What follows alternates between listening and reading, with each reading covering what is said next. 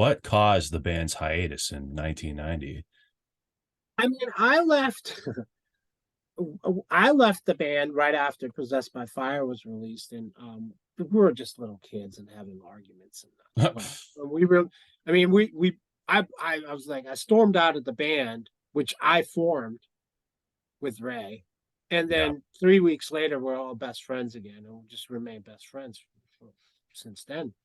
Um, and then the band went through certain permutations, and then it just didn't go anywhere. And then they said, okay, we laid to rest. And then Ray and Bernie, the two guitar players of Exumer, we had a crossover like hip hop metal band in It's the 90s. Humongous Fungus, right? That's correct. And Yeah.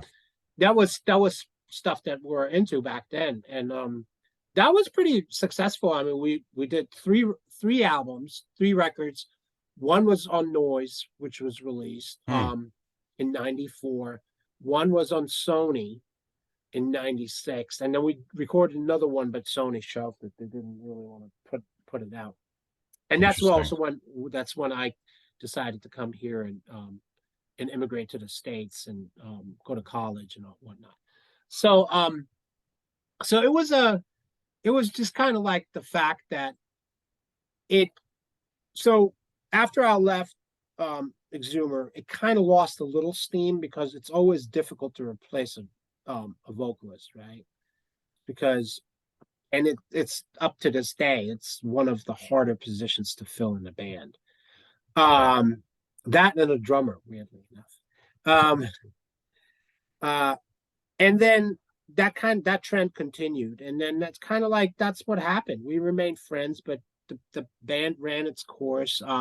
Paul left to the States and after the European tour in '88 or so, and he moved back to the States. So then they had another singer. So they had three vocalists within a time span of 4 or 5 years. That'll break any band. Yeah. You know what I mean? Yeah.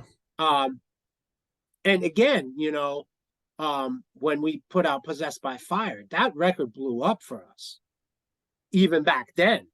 And people expected the continuation of Possessed by Fire, but Rising from the Sea was way more Slayer influenced, and I wasn't there.